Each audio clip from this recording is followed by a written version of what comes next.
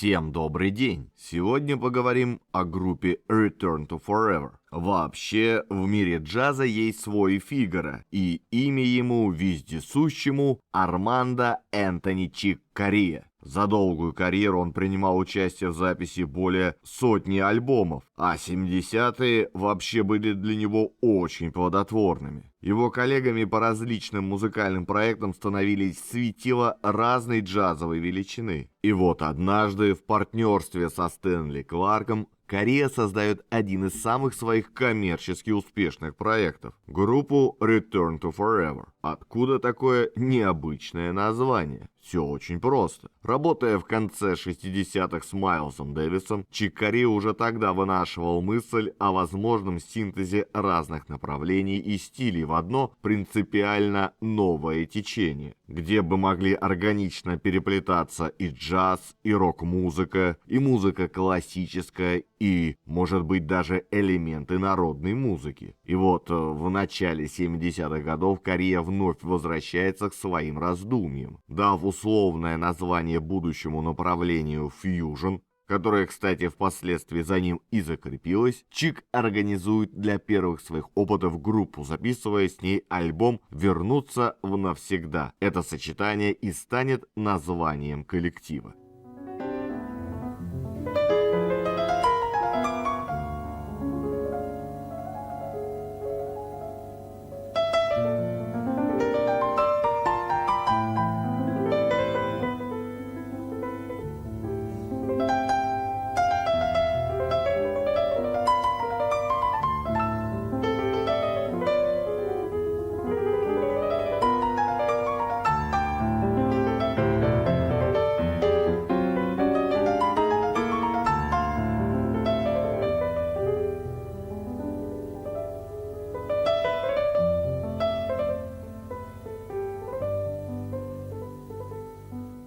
Первый состав группы исполнял преимущественно латино-ориентированную музыку. Эта первоначальная группа состояла из бразильцев, вокалистки Флоры Пурим, ее мужа Аирто Морейры на барабанах и перкуссии, а также давнего музыкального коллеги Кориа Джо Фаррелла на саксофоне и флейте и молодого Стэнли Кларка на басу. Электрическое пианино Кориа легло в основу звучания этой группы. Кларк и Фаррелл давали себе большое пространство для исполнения соло, в то время пока вокал Пурим придал коммерческую привлекательность музыке, многие их композиции были также инструментальными и носили несколько экспериментальный характер. Музыка в основном сочинялась Кориа, а тексты песен часто писал его друг Невил Поттер, и в них довольно часто использовалась тема саентологии. Молодой Кларк сам стал участвовать в саентологии через Кориа, но в итоге оставил религию в начале 80-х. Первый альбом группы был записан в 72-м и первоначально был выпущен только в Европе. И в этом альбоме находятся наиболее известные сейчас произведения.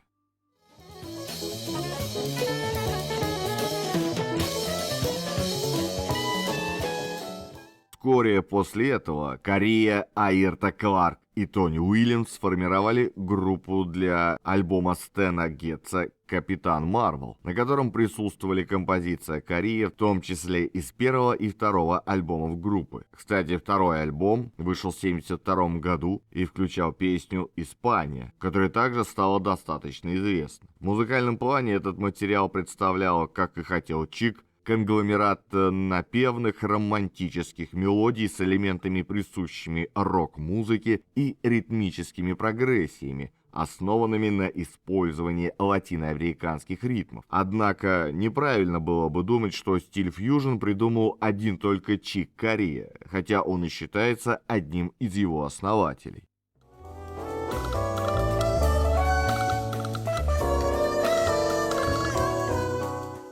После второго альбома Фаррелл, Пурим и Морейра покинули группу, чтобы сформировать свою собственную. А гитарист Билл Коннорс, барабанщик Стив Гэтт и перкуссионист Минго Льюис были включены. Но Гэт не хотел ехать в тур с группой, так как рисковал своей работой как востребованный сессионный барабанщик. Ленни Уайт, который играл скорее в группе Майлза Дэвиса, заменил Гэда и Льюиса на барабанах и перкуссии. И третий альбом группы затем был перезаписан. Первая запись с Гэдом на барабанах никогда не была выпущена и с тех пор пропала. Характер музыки теперь совершенно изменился в сторону джаз-рока и превратился в подобный стиль, что и у групп Махавишну Оркестра и Weather Report, и некоторых групп прогрессивного рока, выступавших в то время. Гитара с овердрайвом и дисторшеном также стала заметной в новом звучании группы. Замена на вокал не была найдена, и все песни были инструментальными. Это изменение не привело к снижению коммерческого успеха группы. Наоборот, джаз-рок альбомом Return to Forever удалось найти путь в чарты поп-альбомов США.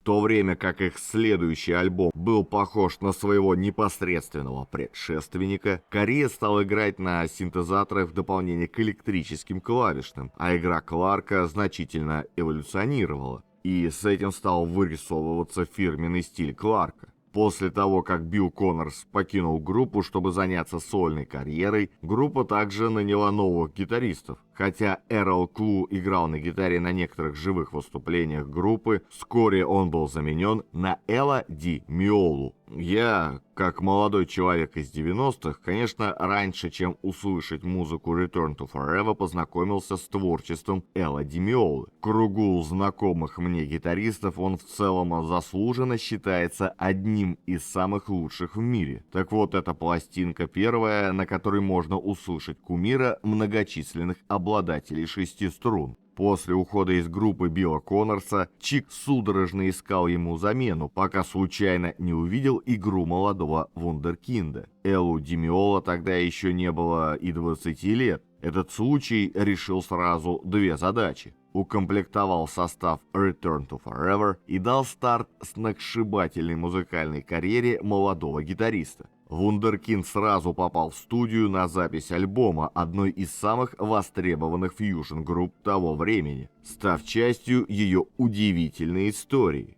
Не всем так везет.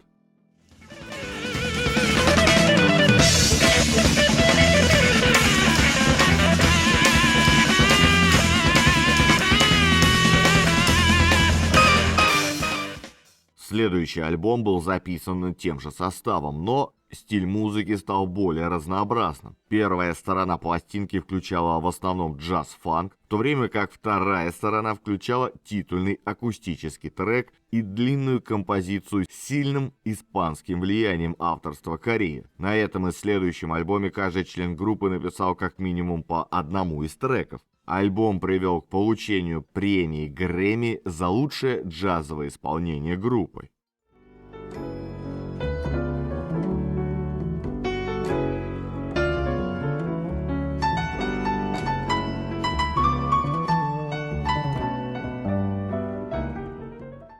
А если вам нравится ролик, не забудьте подписаться и поставить лайк. Если хотите послушать музыку, заходите в мою группу ВКонтакте.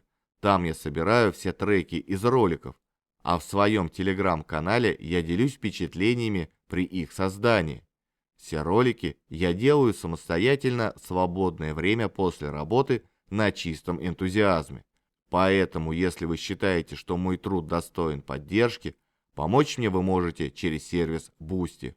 Также веду страницу на Яндекс.Дзене. Если пользуетесь им, буду рад видеть вас и там. Все ссылки оставил в описании под видео.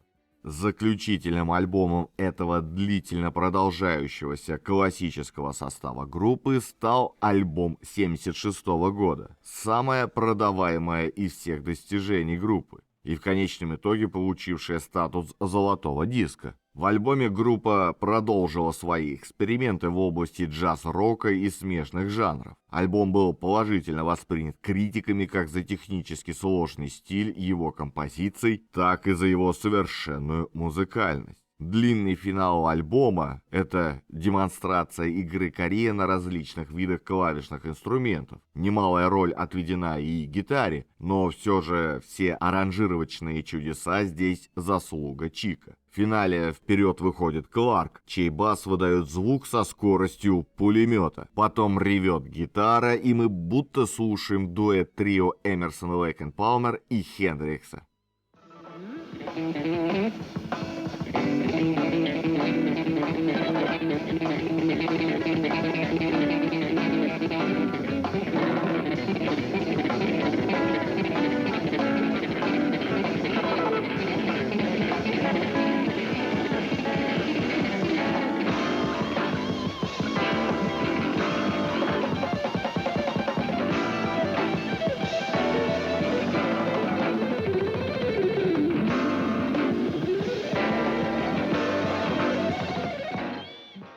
После выхода «Романтичного воина» и последующего тура в его поддержку, а также подписания многомиллионного контракта с CBS, Корея шокировал Кларка, решив поменять состав группы. Из-за разногласий коллектив покинули Эл Ди Меола и один из основателей, барабанщик Ленни Уайт. Однако заменившие их музыканты записали очень достойный альбом, доверху наполненный музыкальным волшебством. В последней версии Return to Forever участвовали Корея, Кларк и Джо Фаррелл, а также духовая секция из 4 человек и жена Корея Гейл Моран на вокале. Они записали только один студийный альбом. В 1978-м, после выпуска концертного альбома, Чик Корея официально распустил группу.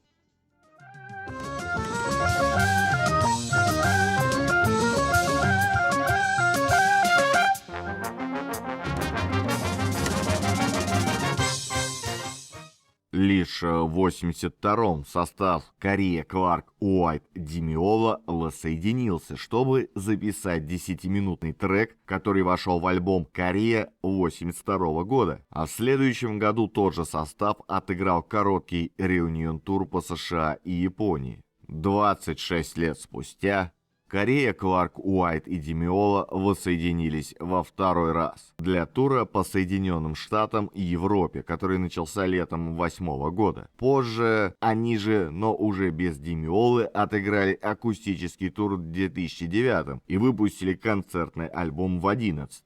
Вообще, Чик Корея записал такое количество музыки, что остановиться на каком-то одном его альбоме довольно трудно. Но, тем не менее, мое знакомство с музыкой Кореи началось именно с Return to Forever. Сразу с нескольких альбомов, из которых «Воин» просто положил меня сразу на обе лопатки. Сложнейшая и при этом абсолютно понятная музыка, основная составляющая которой — радость. Радость познания мира, который, как и музыка, бесконечен и невероятно разнообразен, ярок и непредсказуем. Здесь такие понятия, как рок, джаз, фьюжн и другие кажутся ненужными, мелкими и ничего не объясняющими. Корея — совершенно отдельный человек в музыке. Его музыка — это философия волшебства, стремление к совершенству и, повторюсь, радости. К сожалению, сейчас, увы, о нем говорить нужно уже в прошедшем времени. Прославленный музыкант ушел от нас в возрасте 79 лет в феврале 2021 года.